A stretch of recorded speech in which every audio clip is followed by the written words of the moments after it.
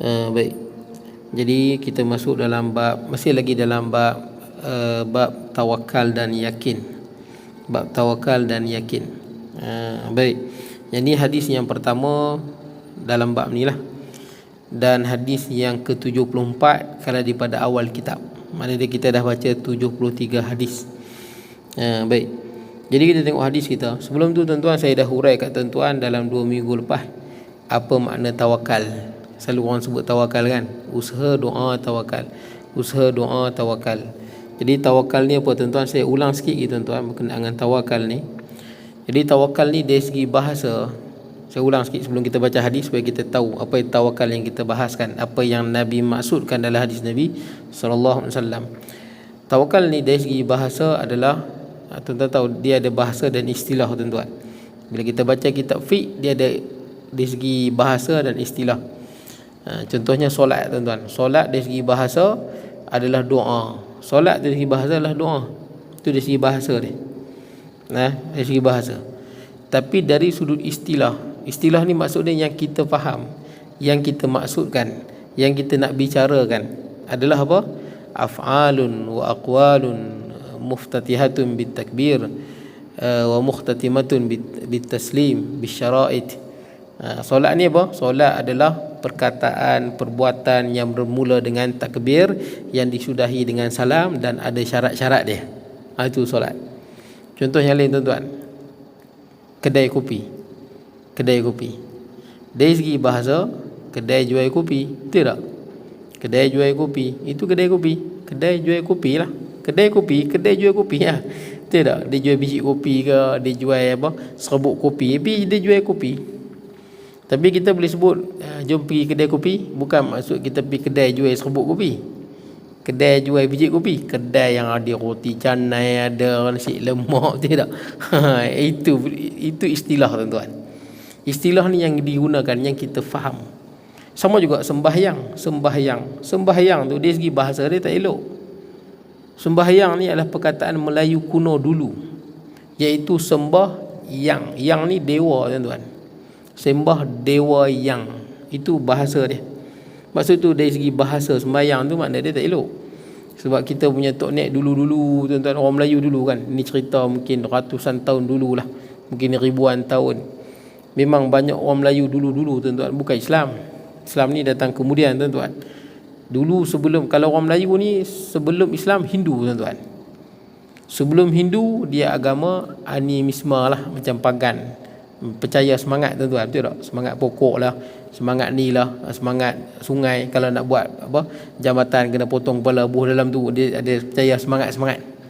Macam sebahagian suku di Sarawak kan, dia percaya semangat kan, semangat hutan lah, semangat pokok lah, semangat laut lah. Itu agama lagi tua. Orang Melayu dulu-dulu di Nusantara ni percaya dengan semangat-semangat. Semua ada sepakat semangat angin lah, semangat macam-macam. Tu yang puja laut lah, puja hutan lah, puja apa, puja padi lah, dia puja. Dia percaya semangat. Lepas yang tu yang pertama. Lepas pada tu baru Hindu. Lepas Hindu baru Islam. Jadi sembahyang ni sebelum agama Hindu bertapak lagi, dulu lagi. Sembah dewa yang. Tu makna dia. Tapi kita boleh sebut sembahyang, kita tak fikir yang tu lah. Betul tak tuan-tuan? Tuan-tuan tak fikir lah dewa yang apa, mana kita nak tahu dewa yang apa semua ni. Ada setengah orang dia kata apa, saya tak mau sebut sembahyang ni, sebutan yang tak elok, dia kata. Ni cerita dulu tuan-tuan, betul tak? Ni cerita dulu, orang tak faham dah. Sebab kita kalau sebut semayang lah ni apa, yang kita buat ni, betul tuan-tuan? Yang semayang ke belum? Yang semayang ni menghadap Allah, betul tak? 4 rakaat dengan rukun, itulah yang kita maksudkan sekarang, betul tak? Jadi boleh tak guna semayang? Boleh je. Yang hak dulu tu dah ada apa? Dah hazah dah tuan-tuan, dah tak ada dalam pemahaman kita dah.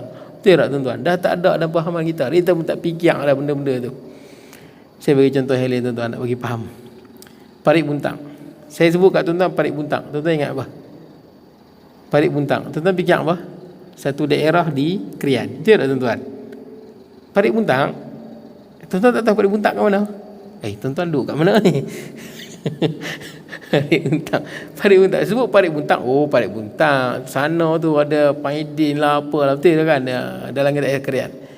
Itu istilah yang kita faham. Dari segi bahasa bukan. Dari segi bahasa, Parit Tok Buntang. Itu dari segi bahasa. Asalnya parit buntang tu adalah parit Tok Buntang. Yang buka parit buntang adalah satu orang nama dia Tok Buntang. Dia yang buka parit buntang. Sebab tu orang panggil dulu parit Tok Buntang. Dari segi bahasa, parit Tok Buntang, parit milik Tok Buntang, dia yang buka. Itu dari segi bahasa. Kita pun tak ingat dah benda tu tuan-tuan. Betul tak tuan-tuan? Tak ada orang boleh sebut parit buntang, oh parit yang dibuka oleh Tok Buntang. Tak ada siapa fikir tu. Tapi itulah dari segi bahasanya. Istilahnya apa? Istilah yang kita faham sekarang. Oh, satu daerah saya di Krian. Contohnya lain. Krian. Kita duduk daerah Krian kan? Bila sebut daerah Krian, tuan-tuan tahu daerah Krian lah, satu daerah di Negeri Perak, ada Semangui, ada Bagan Serai, ada Aluk Ponsu. Tapi itu dari segi istilah yang kita faham, yang kita guna. Dari segi bahasa bukan. Tuan-tuan tahu macam mana boleh nama Krian ni? Krian. Ceritanya British tuan-tuan, British dia naik kapal. Ini cerita betul tuan-tuan. Lalu naik mungkin di Pulau Kurau ke, dia naik kapal dengan orang Melayu kita lah.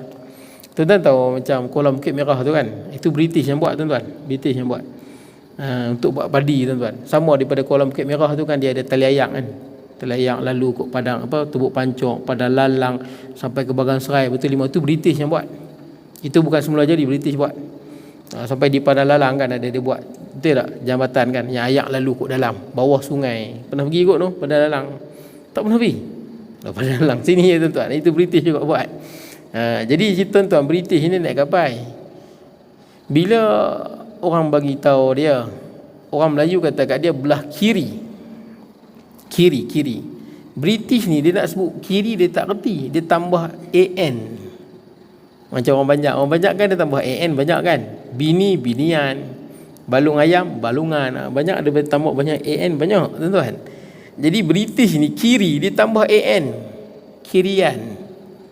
British dia tak kerti sebut kiri, dia tambah AN, kirian. Orang Melayu di situ pakai gelak, apa kirian. Orang sebut kiri, dia kirian. Jadi lekat nama kita kirian tuan-tuan, krian. Pasti British silap sebut. Betul, tuan-tuan boleh baca balik sejarah dia tuan-tuan. Saya pernah baca kat mana tahu, bangunan kerajaan mana sebut, kat bangunan kerajaan lah saya baca. Oh itu ceritanya British silap sebut. Itu dari segi bahasa. Boleh tu? Semangui tuan-tuan, Semangui. Tuan-tuan orang Semangui, tuan-tuan fikir apa sebut Semangui? Satu pekan yang berada di Krian lah. Itu dari segi istilah. Dari segi bahasa apa? Semangui dari segi bahasa. Semang atas tunggui, semang ada sanggui, dua teori. Saya tak tahu mana tu betul. Semang atas tunggui ke, semang ada sanggui ke? Itu dari segi bahasa. Semang atas tunggui, semanggui. Betul tak? Ada orang kata itu dari segi bahasa. Kita tak fikir dah. Ada tak kita bagi tahu orang, duduk mana? Duduk Semangui. Oh, semang atas tunggui ya. Orang tak fikir dah benda tu. Orang pun tak tahu. Itu dari bahasa tu. Bahasa tu tengok pada perkataan tu sahaja. Nah, istilah ni yang kita maksudkan, yang kita bahaskan, yang kita bicarakan, itu istilah. Boleh tak? Itu beza istilah dan bahasa. Cuma saya tanya orang Semangui, mana orang Semang? Orang Semang mana? Tuan-tuan, kat mana? Kata tak ada dah Ustaz. Ke yang dalam masjid ni? Oh, marah tuan-tuan. Melawak tuan-tuan. Tuan-tuannya marah saya melawak tuan-tuan. Tapi saya ingat orang Semang ni masih ada. Betul tak? Di sini tak ada dah. Tapi di tempat lain ada lagi. Kalau tak silap saya lah. Di tempat lain dah, boleh kata di Semangui ni dah tak ada. Sebab di Semangui ni banyak. Ada Panjang, ada Jawa. Betul tak orang luar mai? Kalau jalan Kubu Gajah tu banyak daripada Patani ada. Betul tak kan? Petani ada daripada Sumatera, Aceh ada. Ini bukan cerita hak baru ni, lama-lama dulu lah tuan-tuan. Baik. Jadi orang suku Semang ni masih ada tuan-tuan. Di Perak masih ada, tapi di Semangui dah tak ada lah. Saya ingat di belah Kubu Gajah, Betul Gajah tu kot, ada lagi kot orang Semang tu. Masih ada orang asli Semang baik. Jadi tuan-tuan, macam tuan-tuan kalau saya tanya, mungkin ada Melayu, mungkin ada Jawa, betul tuan-tuan, mungkin ada orang kampung, mungkin ada orang Kedah. Bukan lagi orang Semang. Baik tuan-tuan. Jadi dari segi istilah dan bahasa, dari segi bahasanya tuan-tuan, dari segi bahasa tawakal ni, dari segi bahasa saja, maksud dia al-i'timad 'alal ghairi fi injazin amrin ma. Maksud dia kita bergantung pada orang lain untuk menguruskan satu perkara. Kita bergantung pada seseorang untuk melaksanakan satu perkara. Itu dari segi bahasa. Tapi dari segi istilah ni inilah hakikat yang dikehendaki. Inilah yang kita maksudkan. Inilah yang dikehendaki oleh syarak. Itu dari segi istilah. Apa dia tuan-tuan? Sidqul abdi fil i'timani 'ala Allah fi jalbil manafi'. Iaitu benarnya seorang hamba, benar dalam hati dia. Tulus murni dalam hati dia ni, dia betul-betul bergantung pada Allah. Dalam hati ni. Bukan main-main, 100% tulus murni hati dia. Memang dalam hati ni bergantung dengan Allah Azza wa Jalla. Fi jalbil manafi', dalam mendapatkan manfaat. Kat dunia lah apa segala manfaat. Au daf'i su' wad dar wal makruh, ataupun nak menolak segala benda yang buruk, benda yang tak elok, benda yang mudarat. Bergantung pada Allah. Hati tuan-tuan. Ingat, tawakal kerja hati, bukan kerja zahir tuan-tuan. Bukan kerja anggota zahir ni. Tawakal kerja hati. Dia macam ikhlas juga tuan. Ikhlas kerja hati. Sebab tu orang yang tawakal dia kena usaha. Betul tak? Usaha kerja anggota. Betul tak? Macam kita nak cari rezeki, sebut kat tuan-tuan sebelum ni kan. Tuan-tuan pergi meniaga. Meniaga ni, kita pergi meniaga ke, kita sakit, kita makan ubat. Ni kerja zahir tuan-tuan. Anggota zahir. Kita kena buat. Ini perintah Allah. Tapi dalam hati kita, kita tak bergantung pada jual nasi lemak tu. Kita tak bergantung pada ubat yang kita makan tu. Kita tak bergantung pada hospital yang kita masuk tu. Dalam hati kita ni, kita bergantung pada Allah Azza wa Jalla. Betul tak tuan-tuan? Ada orang kadang-kadang fikir dia orang kaya bolehlah sihat. Tak betul. Punya banyak orang kaya mati muda tuan-tuan. Banyak mati muda. Boleh sebut tuan-tuan, punya banyak mati muda. Tu Steve Jobs, betul tak? Kaya kan buat Apple tu. Duit berbilion-bilion tuan-tuan. Mati umur 55. Kena kanser 54, 55. Kena kanser pankreas. Muda mati tuan-tuan, padahal kaya. Jangan bergantung pada zahir tuan-tuan. Walaupun kita bekerja, walaupun kita makan ubat, tapi dalam hati kebergantungan pada Allah untuk dapat manfaat ataupun nak tolak segala keburukan. Sebab tu bila kita sakit makan ubat. Makan ubat tuan-tuan, jangan tak makan ubat. Sakit tak mau makan ubat, aku tawakal. Salah tu. Sebab Nabi suruh makan ubat. Nabi kata fatadawa ya bani Adam, wahai anak Adam, berubatlah. Innallaha lam yunzil da'an illa anzala mudawa. Allah Taala tak menurunkan penyakit melainkan diturunkan bersamanya ubat. Fatadawa, berubat. Berubat tuan-tuan. Ada sahabat Nabi hidung dia kena potong. Perang hidung kena potong. Hidung cebeh tuan-tuan kena potong. Dia bubuh emah tutup. Bila bubuh emah lagi teruk sakit dia. Nabi kata cuba ganti dengan dia bubuh perak, dia tutup dengan perak. Perak besi perak tutup. Lagi teruk luka dia. Nabi kata tukar dengan emas. Dia bubuh emas elok. Nabi tak kata BP lah berlubang macam tu. Nabi tak sebut begitu. Nabi kata bubuh. Usaha tuan-tuan. Jadi tuan-tuan, kita makan ubat, ini zahir kita. Tapi dalam hati kita nak sembuh tak sembuh bukan ubat. Tapi siapa tuan-tuan? Allah. Nampak tak tuan-tuan? Kita anggota kena. Sebab itu arahan daripada Allah Azza wa Jalla dan Nabi SAW. Tapi hati tak bergantung pada sebab, hati bergantung pada Allah. Kemudian wasa'yu bil akhdhi bil asbab masyru'ah. Tapi kita ni, dalam kita hati kita ni bergantung pada Allah, tulus murni bergantung pada Allah. Tapi anggota zahir kena mencari sebab. Boleh lah. Contohnya apa? Ada orang dia nak anak, tapi dia tak mau ikut sebab. Dia nak anak tapi tak mau ikut sebab. Kahwin tak mau. Kita kata nak anak. Betul hang buat apa? Aku tawakal pada Allah. Lah, mana nak dapat anak Nak anak kena buat apa? Pilah menikah. Betul tak tuan-tuan? Itu sebab Allah jadikan. Siapa nak anak pergi menikah pun dapat anak. Macam tu tuan-tuan. Kena bekerja. Siapa nak satu kena bekerja lah. Tapi dalam kita, tapi kena ingat, jangan pula kita fikir dah kahwin confirm dapat anak. Jangan. Betul tak? Banyak orang kahwin tak ada anak. Nabi Sulaiman alaihi salam kahwin 99 isteri tak dapat anak. Sebab apa? Lupa sebut insya-Allah. Insya-Allah. Isteri yang ke-100 Nabi Sulaiman sebut. Nabi Sulaiman tak sebut insya-Allah. Isteri yang ke-100 pun dapat anak. Dapat anak pun timun. Timun ni maksud tak ada tangan, tak ada kaki. Tuan-tuan jangan lupa sebut insya-Allah tuan-tuan. Jangan kita dah fikir buat sebab confirm dah ikut sebab. Betul tak tuan-tuan? Jangan kita exercise. Betul ada orang makan jaga ikut piramid. Kan di piramid makanan kan? Makan ikut piramid makanan. Exercise seminggu 5-6 kali. Tak makan manis, tak makan garam. Dia yakin, aku confirm saya sihat lah. Confirm sihat aku ni. Jangan. Ada tak orang yang macam tu mati tuan-tuan? Ada tuan-tuan. Ada yang cycling petang-petang pun kena stroke. Ada tuan-tuan. Jangan bila kita dah rasa kita ikut sebab, oh aku confirm muk panjang. Belum tentu. Betul tak? Ikut sebab tapi kebergantungan bukan pada sebab. Kebergantungan hati pada Allah. Gitu tuan-tuan. Tapi kena ikut sebab, kena ikutlah. Kena ikutlah. Jadi kita cari sebab dapat pahala lah. Contoh nak dapat anak, pergi kahwin, dapat pahala. Betul tuan-tuan. Lapak makan, nak beribadah, dapat pahala. Ikut sebab dapat pahala. Nak rezeki, pergi bekerja, dapat pahala. Kita ikut sebab dapat pahala. Allah nak bagi pahala. Sebab tu kena ikut sebab. Siapa makan ubat pasal apa? Nak sihat, senang nak beribadah, dapat pahala makan ubat. Betul tuan-tuan. Orang sakit lutut, doktor kata tak boleh buat apa ni pakcik, kena potong ganti silikon. Kita pun niatlah hati, ya Allah nak gantilah lutut yang rosak ni dengan silikon supaya senang beribadah, boleh sujud. Dapat pahala. Pergi hospital potong lutut, ganti silikon, dapat pahala. Itu sebab. Dengan kita ikut sebab, kita dapat pahala. Tapi hati tak bergantung dengan sebab. Hati bergantung dengan Allah Azza wa Jal. Boleh tuan-tuan. Wal ata'.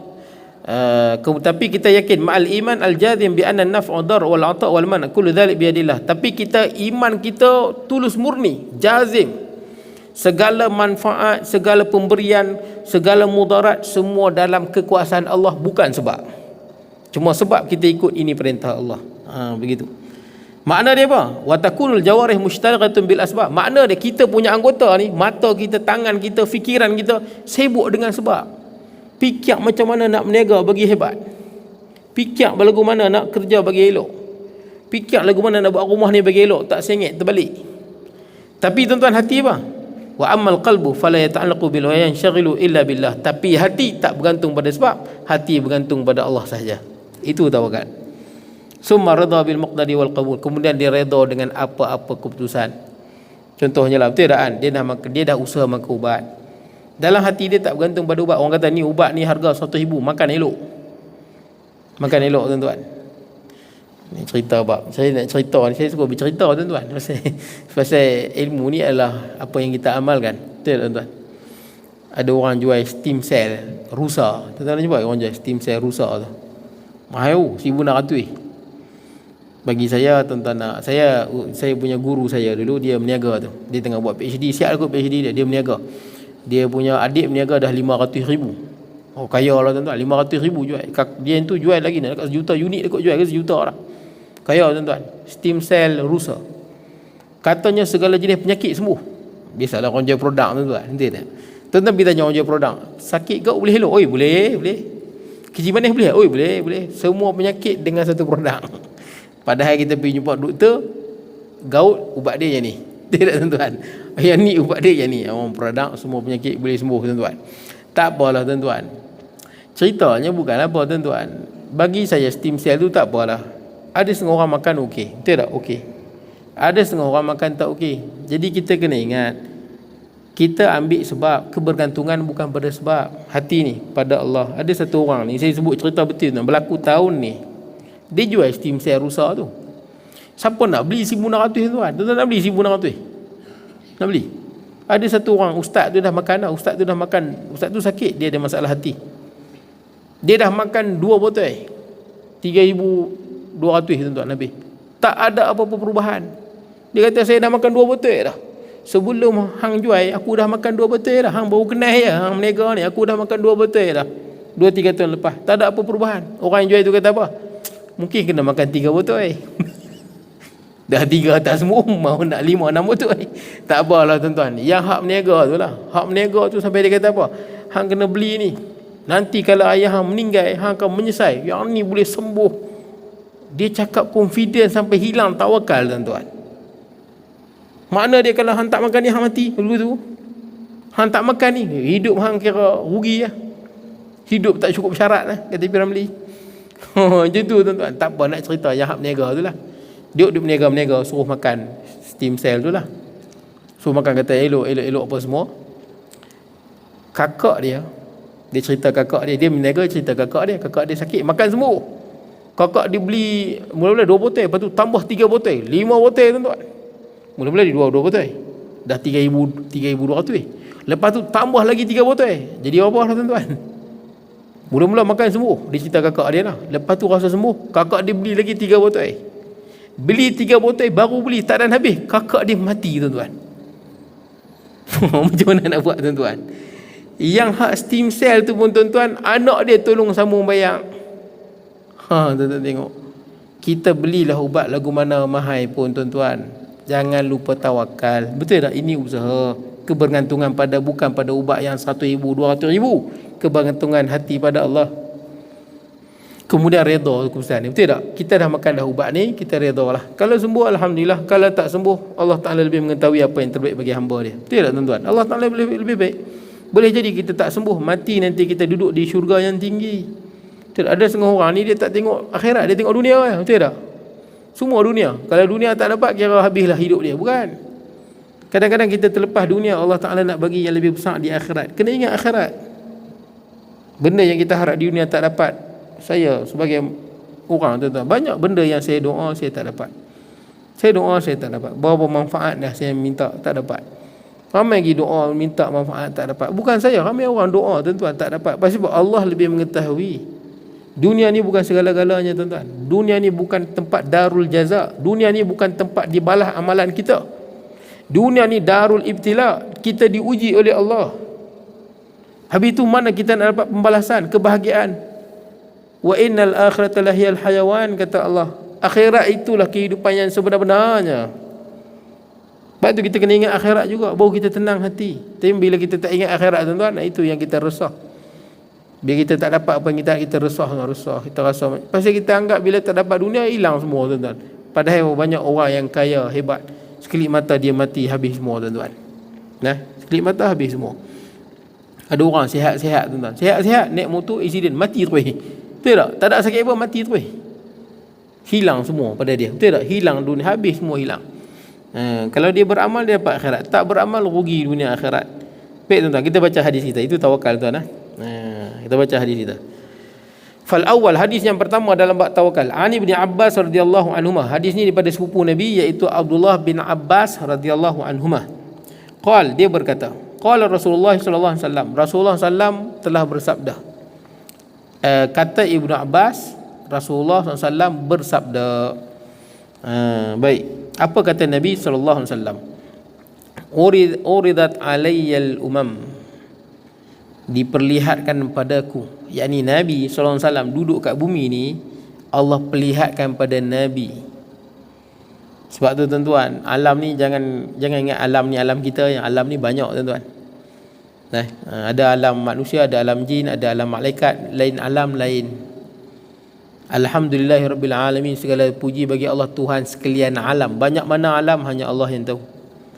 Jadi Nabi nampak, orang lain tak nampak, Nabi nampak. Ini hebatnya Allah Azza wa Jalla tuan-tuan. Sebab tu hukum fizik kita, hukum fizik kimia ni berguna di alam kita ya. Di alam lain dia punya konsep masa, fizik ini lain dah tuan-tuan. Sebab tu fizik kimia yang kita mengaji ni tuan-tuan, itu semua bukan mutlak, itu semua relatif, berubah. Lain alam, lain hukum dia. Baik. Jadi tuan-tuan, uridat alayyal umam, kata Nabi SAW, diperlihatkan padaku umat-umat yang masuk syurga tuan-tuan. Fara'aitun nabiyya wa mahu ruhait. Aku tengok Nabi ni di padang mahsyar tuan-tuan, di padang mahsyar. Aku tengok ada seorang Nabi, kaum dia yang masuk syurga. Kaum Nabi tu yang masuk syurga, Nabi ada 124,000 tuan-tuan. Rasul ada 313. Yang wajib diketahui 25. Pasal apa 25? Kerana 25 itu disebut dalam Quran. Kenapa sebut 25 saja? Sebab 25 tu memadai tuan-tuan. Dakwah Nabi semua sama. Mengesahkan Allah, taatkan Allah. Itu sama je dakwah dia. Sebut 25 merangkumi macam sebut 313 tu. Dakwah dia sama. Tauhidkan Allah, ikhlas beribadah pada Allah. Jadi Nabi SAW nampak ada Nabi di akhirat nanti yang beriman, yang masuk syurga, di kalangan umat dia masuk syurga tu tak sampai 10. Ruhait ni yang tak sampai 10. Dalam 7-8 orang macam itulah, tak sampai 10. Wan nabiyyu ma'hu rajulu wa rajulani. Ada nabi umat dia yang masuk syurga ada 2-3 orang ya. Makna dia umat yang ratus ribu tu, mungkin ratus ribu tu, mungkin juta, semua masuk neraka. Yang masuk syurga 2 orang, 2-3 orang saja. seorang dua. Rajulun ni seorang dua saja. Itu yang kedua. Wan nabiyya wa laysa ma'ahu ahadun. Dan ada nabi, kata Nabi SAW, ada nabi yang aku tengok tak ada di kalangan umat dia yang masuk syurga. Dia seorang saja tuan-tuan, laysa ma'ahu ahad. Ada nabi tuan-tuan, rasul ni yang masuk syurga dia seorang. Umat dia yang ratus ribu, seorang pun tak beriman. Semua menentang, semua masuk neraka tuan-tuan. Sebab tu kita ingat, bila kita berdakwah jangan heran tuan-tuan. Betul tak? Kita dakwah, kerja kita menyampaikan ilmu. Orang suka ke, orang tak suka ke, orang nak fitnah ke, orang nak kata apa-apa, lantak habis. Betul tak tuan-tuan? Itu ya tuan-tuan, kerja nak dakwah ni. Sebab tu dalam Quran sebut ciri-ciri orang yang memperjuangkan Islam, orang yang menyampaikan kebenaran. Ciri-ciri dia apa? Wala yakhafuna lawmata laim. Dia tak takut dengan celaan orang yang mencela. Itu ciri siapa yang nak duduk di jalan Allah, siapa nak sebut benda yang benar, nak sampaikan ilmu, nak berjihad di jalan Allah, jangan duk lorat orang nak kata apa. Tidak. Orang ni kalau dia nak kata, dia kata macam-macam. Oi, senang cerita nak fitnah orang, betul tak? Fitnah senang tak? Senang ya. Kita ada member kita 5 orang, kita pakat. Okey, hang jumpa dia, hang cerita buruk pasal dia, benda yang sama. Pakat 5 orang, okey, kita tak suka. Katakanlah kita 5 orang tak suka A. Macam mana nak burukkan dia? Kita create satu benda, betul tak? Fitnah pada dia. Aku jumpa orang yang aku jumpa 5 orang, aku burukkan dia dengan cerita yang sama. Hampa pun sama, carilah member mana hampa yang kenal, yang baik dengan hampa. Hampa cerita buruk dia ni, benda yang sama. Padahal benda tu fitnah. Senang kan orang nak fitnah? Macam kafir Quraisy buat pada Nabi SAW. Dia pun pakat. Dia pun nak kata apa kat Nabi? Ada yang kata tukang sihir, ada yang kata gila, ada yang kata penyair. Macam-macam tuan-tuan. Bila dia dah sepakat tuan-tuan, dia pun pergi sebarkan. Ada orang yang bijak dinilai. Betul, orang bijak dinilai.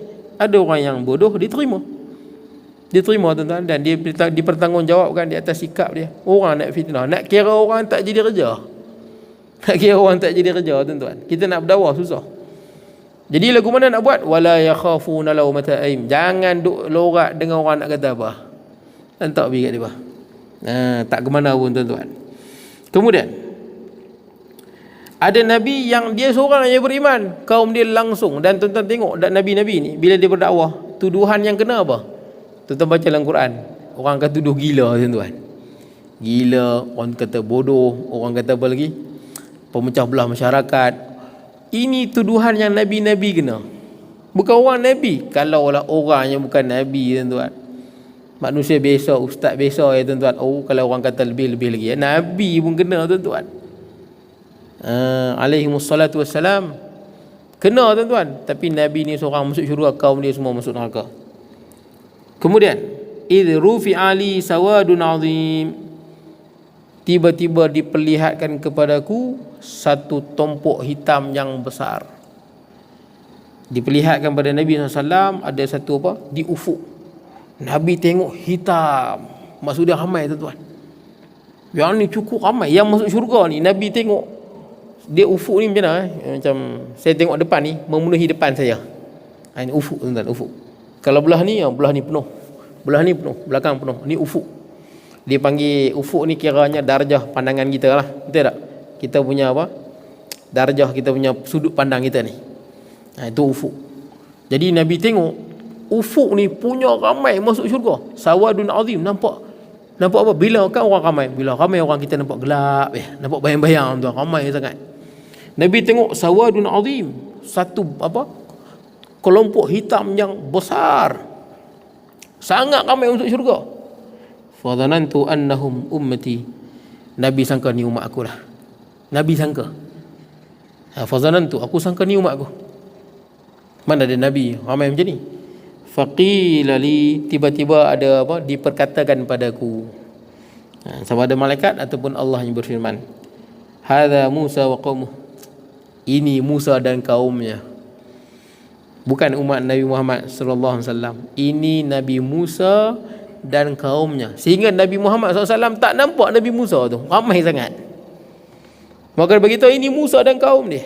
Macam tadi Nabi nampak. Nabi ni ada 2-3 orang. Nampaklah Nabi tu. Nabi ni ada seorang dua dengan dia.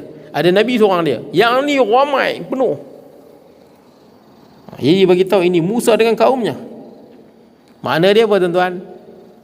Pengikut yang kedua paling ramai masuk syurga adalah Nabi Musa alaihi salam. Sebab tu pada malam Isra' dan Mi'raj, ketika baginda Nabi SAW bertemu dengan Nabi Musa kan, di langit yang ke apa?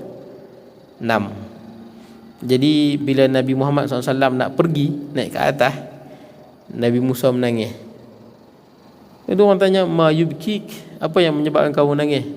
Kata Nabi Musa, aku tak sangka datang seorang muda setelah aku, pengikutnya lebih ramai masuk syurga berbanding dengan aku. Pengikut Nabi Musa ni dah ramai dah. Nabi sangka itu umat dia masuk syurga. Kita tengok terus tuan-tuan. Walakin inzur ilal ufuq. Maka suara ni berkata, boleh jadi Jibril yang berkata, tengok ufuk yang lain.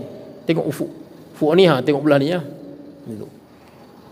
Kemudian fanadhartu fa idza sawadun azim. Nabi tengok, masya-Allah, Nabi tengok ufuk ni penuh gelap.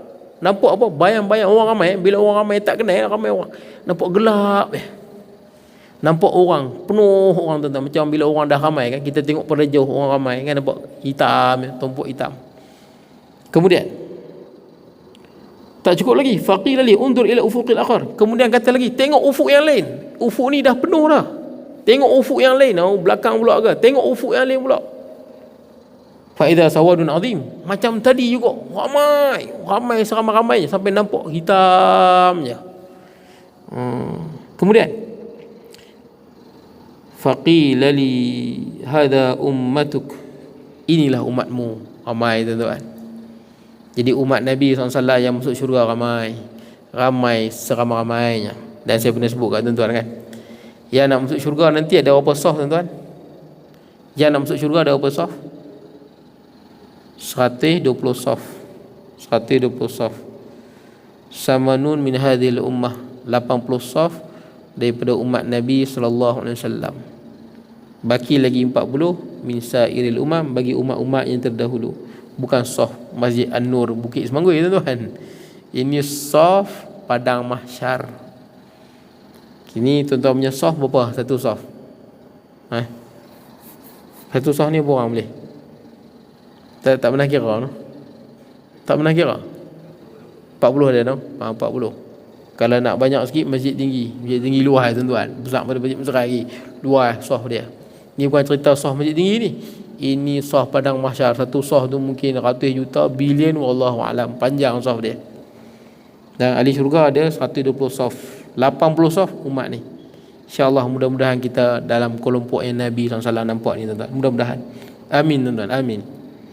Mudah-mudahan Nabi yang Nabi tengok ramai-ramai itu adalah kita terselit celah tu tuan-tuan no? Walaupun kita pun tak kenal dah, tuan-tuan. Kenal tapi masing-masing dengan urusan masing-masing lah. Sampailah kita masuk syurga. Ya. Kemudian sambung lagi kata ni, sambungan suara ni, dia kata wa ma'ahum 70,000 yadkhuluna al-jannah bighairi hisab wala adab. Dan ni special tuan-tuan. Umat lain tak ada. Umat Nabi Musa alaihi salam tak ada. Umat Nabi Muhammad sallallahu alaihi wasallam ada. Apa dia tuan-tuan? Bersama dengan mereka, tuan-tuan, bersama dengan umat ni, umat Nabi Muhammad SAW ni, ada 70,000 yang yadkhulunal jannah bighairi hisab wala adab. Ini umatmu, dan bersama dengan umatmu ada 70,000 yang masuk syurga tanpa hisab dan tanpa azab. 70,000 ni special tuan-tuan. Umat Nabi Muhammad SAW ni ramai, tapi tak dapat menandingi 70,000 ni. 70,000 ni special tuan-tuan. Best of the best. Masuk syurga ni best lah. Best of the best, the bestest lah tuan-tuan. The bestest kot. Paling best sekali tuan-tuan. Dah masuk syurga. Lepas tu mereka ni pula 70,000 ni, makna dia umat Nabi Muhammad SAW ni akan kagum, cemburu akan tengok 70,000 ni. 70,000 ni umat Nabi Muhammad SAW yang lain akan cemburu. Mereka ni lain pada lain. Mereka duduk di makam yang lain. Mereka ni masuk syurga tak kena hisab, tak kena azab. Kita tuan, kita semua kena hisab tuan-tuan. Kita semua kena hisab. Yang 70,000 tak kena hisab. Cuma kita orang Islam hisab kita hisaban yasira, hisab yang mudah. Tapi hisab yang mudah pun tuan-tuan lama jugalah tuan-tuan. Panjang jugalah. Yang 70,000 ni tak kena hisab dan dia tidak merasai apa-apa sakit di padang mahsyar sampai dia masuk syurga. Tak ada rasa apa-apa azab, sama ada ringan ataupun sikit, tak rasa apa. Oh hebat tuan-tuan, 70,000 ni. Hebat tuan-tuan. Kira 70,000 ni memang terbaik lah. Di kalangan seluruh ahli syurga tuan-tuan, nanti di akhirat, di kalangan semua masuk syurga ni, tak kira daripada umat Nabi Muhammad SAW ke, daripada umat Nabi Musa ke, daripada umat Nabi Ibrahim ke, daripada umat Nabi Nuh ke tuan-tuan, 70,000 ni yang terbaik. 70,000 ni yang terbaik berbanding yang lain. Siapa dia kita tengok tuan-tuan? Berbanding dalam masuk syurga lah tuan-tuan. Dalam masuk syurga, mereka ni special berbanding dengan yang lain lah. Special berbanding dengan yang lain. Tapi 70,000 ni tak boleh lawan Nabi ya tuan-tuan. Nabi mana boleh lawan? Nabi Rasul dalam syurga paling tinggi lah darjat dia. Cuma 70,000 ni dalam soal masuk syurga, tipe ni paling cepat. Dan mereka tak kena hisap dan azab 70,000 ni. Baik tuan-tuan, kita tengok. Summa nahada fadakhala manzilah fakhadha an-nas fi ulaika alladhina yadkhuluna al-jannah bighairi hisab wala adab. Kemudian Nabi bangun. Kemudian fadakhala manzilah, Nabi masuk rumah dia. Kita tahu rumah Nabi tu di tepi masjid. Tentang pernah pergi Mekah kan? Di Masjidil Nabawi tu kan rumah Nabi. Tentang kubur Nabi kan di Raudah tu. Kubur Nabi SAW. Kubur Nabi tu rumah Aisyah radhiyallahu anha. Kubur Nabi tu di rumah Aisyah radhiyallahu anha. Di tepi tu ada rumah Ummu Salamah, ada rumah Hafsah, semua di tepi masjid. Semua isi Nabi ada rumah seorang satu di tepi masjid tu. Jadi Nabi bila dia bangun daripada masjid, Nabi akan masuk ke dalam rumah isteri dia. Jadi rumah isteri Nabi ni bukan tak termasuk dalam binaan masjid lah, tapi dia dekat dengan masjid. Boleh lah. Sebab tu tuan-tuan, kalau tuan-tuan berpeluang masuk dalam kubur Nabi, tapi payahlah tuan-tuan nak masuk kubur Nabi ni, kita ni boleh kata tak ada orang lah masuk dalam ruang kubur Nabi tu. Dalam ruang kubur Nabi itu bukan ruang masjid tuan-tuan. Boleh lah. Dia bukan ruang masjid. Itu ruang rumah. Ruang rumah. Jadi tak ada lah isu kita buat masjid atas kubur Nabi. Tak ada tuan-tuan. Bukan buat masjid atas kubur Nabi. Cuma bila diluaskan masjid, maka kawasan kubur Nabi itu termasuk dalam binaan masjid. Cuma tuan-tuan masuk dalam kubur Nabi itu, maka tuan-tuan tak lagi beriktikaf lah. Tuan-tuan masuk, cuma tuan-tuan berada di tempat yang paling mulia. Kata Qadiyat, kalau tuan-tuan dapat Qadiyat, dia sebut benda yang paling mulia di atas muka bumi ni adalah tanah yang menutupi jasad Nabi SAW. Lebih mulia daripada arash dan kursi. Itu kata Qadiyat. Maksudnya tanah kubur Nabi ni yang tutup jasad Nabi yang mulia ni, mulia. Tapi kita nak masuk kubur Nabi tu payah kot. Raudah pun payah masuk tuan-tuan. Berebut jugalah nak masuk Raudah tu. Baik. Jadi tuan-tuan, kita sambung, kita tengok. Baik, seterusnya. Nabi bangun, Nabi masuk rumah. Fakhadan nas. Maka orang ramai ni, sahabat-sahabat Nabi ni, sepakat berbincang. Semua pakat berbincang. Bincang pasal apa? Orang-orang yang masuk syurga tanpa hisab dan azab. Sahabat bincang. Siapa dia orang-orang ni? Siapa 70,000 ni? Sahabat duk, orang panggil apa, nak tahu. Sangat semangat nak tahu siapa 70,000 ni. Faqala ba'duhum. Maka sebahagian sahabat berkata, fala'allahum alladhina sahibu Rasulullah sallallahu alaihi wasallam. Boleh jadi, mudah-mudahan mereka ini adalah orang yang bersahabat dengan Nabi SAW. Itu sahabat Nabi. Sahabat Nabi memang paling tinggi tuan-tuan, darjat paling tinggi. Tidak, Allah Ta'ala tak pilih jadi sahabat. Kita ni tak jadi sahabat tuan-tuan, ialah padanlah dengan kita punya amalan mula lagu mana tuan-tuan. Sahabat Nabi memang tinggi kedudukannya di sisi Allah. Pasal sahabat Nabi lah sahabat yang menggembirakan hati Nabi, sahabat yang menyentuh tangan Nabi, sahabat yang melindungi Nabi, sahabat yang menjadikan wajah Nabi ceria, sahabat yang menyenangkan hati Nabi. Allah memilih mereka tuan-tuan, generasi yang paling mulia lah, yang menyenangkan hati Nabi sallallahu alaihi wasallam. Baik. Sebab tu Nabi pesan, la tasubbu ashabi, jangan mencela walaupun seorang sahabatku. Falau anna ahadakum anfaqa misla udin dhahaban ma balagha muddahim wala nasifah. Kalaulah, jangan mencela salah seorang sahabatku. Orang yang mencela salah seorang sahabat Nabi, orang yang paling celaka yang ada di atas muka bumi.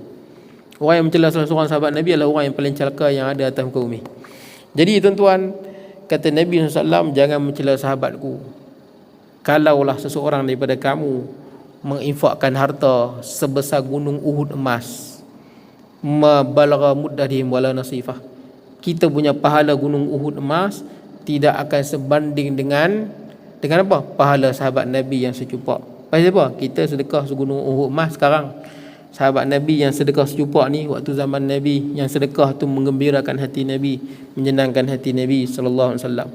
Tapi orang musuh-musuh Islam tahu ini asas dia. Maka pok-pok yang memusuhi Islam, maka dia akan reka cerita-cerita yang bukan-bukan berkaitan dengan sahabat, riwayat yang palsu, riwayat yang lemah, asalkan boleh memburuk para sahabat. Dan cerita-cerita buruk ni tuan-tuan, orientalis cukup suka. Tahu orientalis? Mustashriqun. Dia betul buku sirah juga. Segala sirah dia pun mesti dia akan memburukkan para sahabat. Pasal dia bertahu antara kita dengan Nabi SAW, kita melalui sahabat. Betul tak? Kita takkan boleh masuk pintu Doraemon pergi jumpa Nabi, tuan-tuan.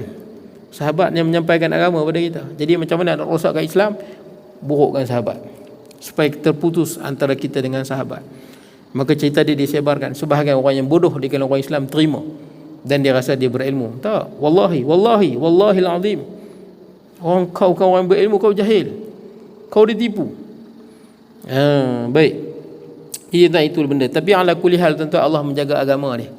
Sepanjang sejarah umat Islam daripada zaman Nabi Muhammad SAW sampai hari ini, majoriti umat Islam sayang sahabat. Majoriti. Makna dia apa? Segala usaha nak memburukkan para sahabat boleh kita letak dalam tong sampah. Ini usaha yang sia-sia dan gagal.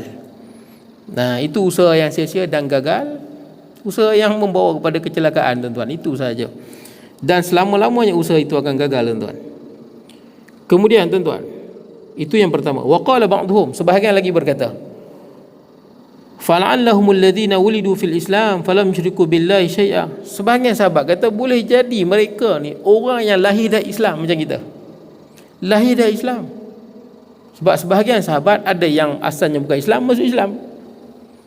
Boleh jadi depa ni orang yang lahir Islam dan tak pernah mensyirikkan Allah apa-apa. Ini pandangan yang kedua. Kemudian fakharaja alai wa dzakaru asya', dan ada banyak lagi pandangan. Ada yang bagi pandangan macam ni, ada bagi pandangan macam ni, macam-macam pandangan, tuan-tuan.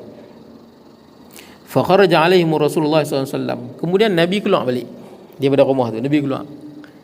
Bila Nabi keluar, Nabi tengok sahabat duk bincang. Sahabat duk bincang, ni duk bincang, ni duk bincang, duk pakai bincang-bincang, tuan-tuan. Pakai duk bincang. Faqal, maka Nabi SAW pun bersabda, mal ladzi takhuduna fihi. Ni kamu semua ni sembang buat apa ni? Ni sembang buat apa ramai-ramai ni? Mal ladzi takhuduna fi, apa yang ramai-ramai duk sembang buat apa? Fa akhbaruh, maka sahabat pun bagi tahu. Kami sembang bab ulaikal ladzina yaquluna al-jannah bighairi hisab wala adab. Kami duk bincang golongan yang masuk syurga tanpa azab, tanpa hisab. Faqal, kata Nabi sallallahu alaihi wasallam, tuan-tuan dengar betul ni. Siapa dia ni, tuan-tuan? Kod manalah tahu kita ada peluang, tuan-tuan. Kata Nabi SAW, humul ladhina la yarquna, mereka adalah golongan-golongan yang tidak berjampi serapah. Jampi serapah yang diharamkan. Kalau tuan-tuan berjampi serapah dengan Al-Fatihah, tuan-tuan berjampi serapah dengan Al-Quran, kan dalam Quran sebut wa nunazzilu minal Qur'ani ma huwa shifa. Quran itu syifa, ubat. Tuan-tuan baca Fatihah ke, tuan-tuan baca Alam Tarakai ke, tuan-tuan baca Alam Nashrah ke, baca ayak minum, ini tak apa, ni dapat pahala. Ini cerita ni janji serapah yang haram. Tak boleh, tuan-tuan. Hai mambang tanah, mambang api, mambang apa? Mambang mabuk minum brandy. Macam tu, tuan-tuan. Yang ni tak boleh, ini haram. Walaupun tengok ni apa benda yang kau tulis ni. Ini bukan tulis, ini mambang. Kata Sudin, tuan-tuan. Yang ni tak boleh, ini haram. Tak boleh mambang-mambang, ini kita dah seru. Ataupun kita panggil wahai semangat dok, wahai. Ataupun Tok Bomoh tu sebut nama yang kita tak tahu. Apa benda dia sebut, nama pelik-pelik, tuan-tuan. Ini semua yang tak boleh. Kalau jampi dengan sebut Al-Quran, tuan-tuan, tak apa. Dengan zikir boleh. Ini jampi serapah yang haram. Orang Arab jahiliah banyak jampi serapah yang haram. Pertama, tak jampi serapah yang bukan-bukan. Jangan kita orang sebut, alah ini pengalaman orang tua-tua dulu. Pengalaman tak pengalaman, kalau bercanggah dengan Islam tak boleh. Ada orang kadang-kadang benda tu bercanggah dengan Islam. Ni pengalaman orang tua-tua dulu. Orang sembah berhala, orang Hindu, tuan-tuan, kat dunia ni ada 1 bilion. 1 bilion orang Hindu, tuan-tuan, atas dunia ni. Dia pun berpengalaman juga. Betul ke? Betul tak? Dia pun berpengalaman juga. Cuba tanya pengamal agama Hindu, kenapa depa dewa ni, depa bubuh dewa ni, semua ada pengalaman. Pengalaman mereka. Tuan-tuan baca pengalaman rohani mereka, semua pengalaman. Sejak bila pengalaman boleh mengatasi Quran dan hadis? Ngaji macam mana? Kemudian tuan-tuan, pertama, mereka ni tidak menyampi serapah. Saya habiskan tuan-tuan, boleh dong? Wala yastarquna, dan mereka ni tidak meminta jampi serapah. Contohnya kita sakit, pergi jumpa tok dukun yang tidak mengamalkan Islam. Betul tak? Dia baca jampi-jampi memuja jin, memanggil, memuja. Ada syirik di situ tuan-tuan. Kita pergi minta, dah tahu dia dukun, jelas dengan apa contohnya lah, dekat tengkuk dia pun tengkorak, ni memang tak elok lah tuan-tuan. Ataupun kita tahu dukun ni tuan-tuan, memang bila dia jampi tak dengar Quran, pelik-pelik nama dia sebut-sebut. Jangan pergi, jangan minta tuan-tuan. Tu yang kedua. Wala yatatayyaruna, yang ni konflik sikit. Panjang juga ni nak sebut ni. Boleh ke tuan-tuan saya sambung sikit? Boleh ke tak boleh? Saya tanya tuan-tuan lah. Boleh kot no? Tok Imam je lah. Saya kena tanya Tok Imam. Dia Tok Imam paling power, dia kena tahu. Betul tak kan? Azan bila nak kamat, tuan-tuan kena tengok Tok Imam. Betul tak kan? Tengok Tok Imam. Tok Imam kata azan. Tok Imam kata kamat. Tok Imam. Tok Imam boleh kot Tok Imam tu. Sikit Tok Imam lah. Baik, jadi tuan, wala yatatayyaruna. Yatatayyaruna, tidak, dia tak percaya sial mial. Sial ni. Lalu bawah empayan hafazan hilang. Ini sial tuan-tuan. Ambil gambar 3 orang yang tengah mati tuan-tuan. Bukan yang tengah mati semua mati, yang ambil gambar tu pun mati. Ini sial, ni tak boleh tuan-tuan. Memang tak boleh. Apa lagi? Sapu sampah waktu malam kan? Apa jadi? Sapu sampah waktu malam jadi apa? Miskin. Apa kerana? Orang perempuan duduk kat tangga, tak menikah ke apa benda? Macam itulah. Masak, menyanyi, punya banyak benda tuan-tuan. Apa lagi tuan-tuan? Baling baju dalam kampung, lempak baju. Jangan baling, nanti harimau mai pula. Lagi apa lagi tuan-tuan? Tangan gatai. Pasal apa tangan gatai? Nak dapat duit. Masa bila nak dapat duit tu ada bakteria dapat duit tuan-tuan.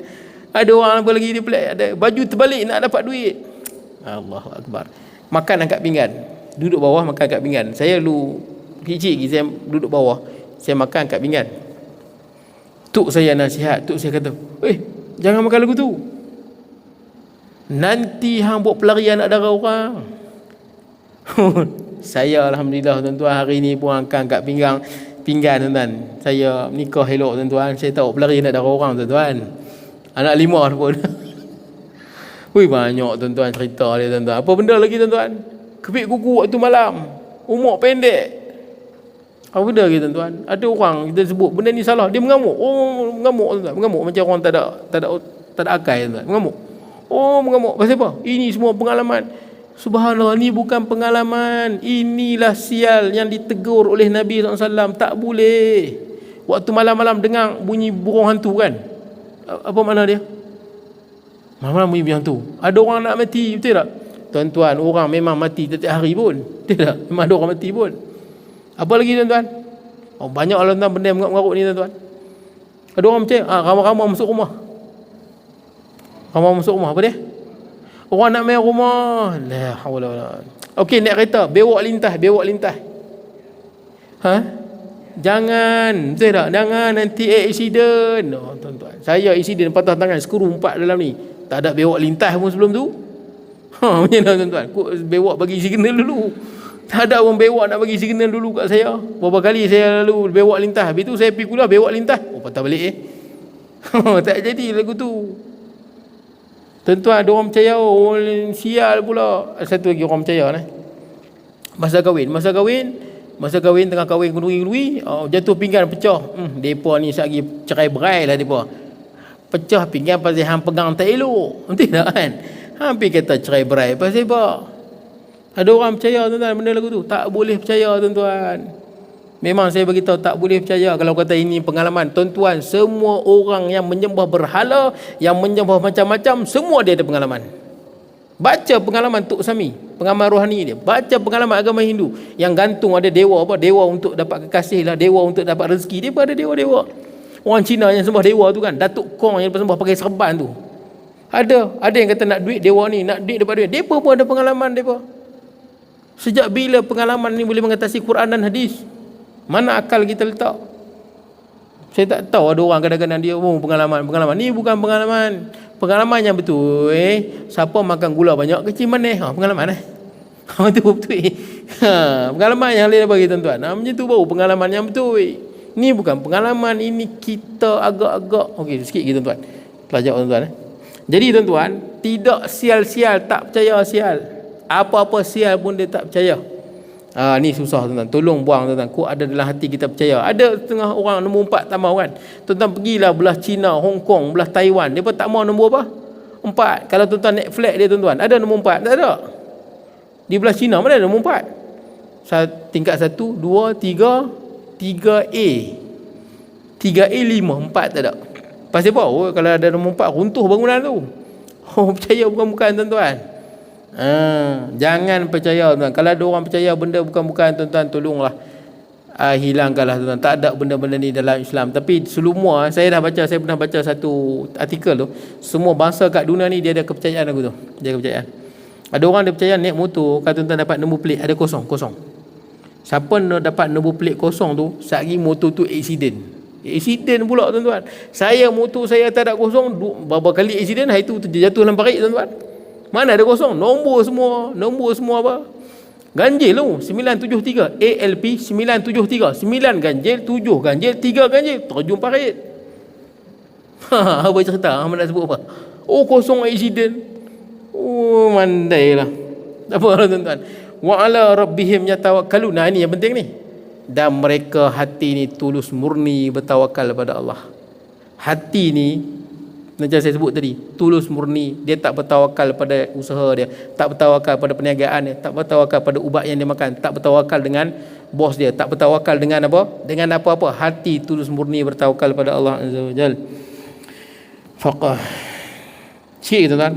Kemudian faqah ma Uqasyah bin Mihsan, bangun Uqasyah bin Mihsan seorang sahabat Nabi, nama dia Uqasyah bin Mihsan. Dia kata ud'ullah ayyaj'al minhum.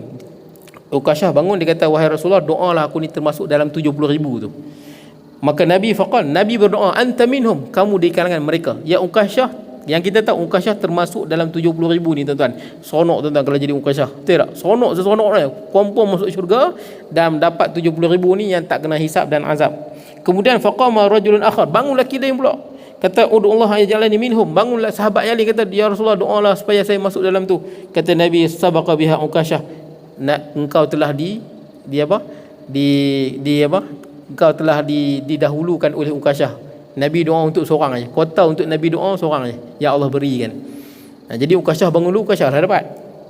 Yang lain kena usahalah. Muttafaqun alaih. Habis tuan-tuan. Habis tuan-tuan. Itu saja. Jadi tuan-tuan, mana dia apa?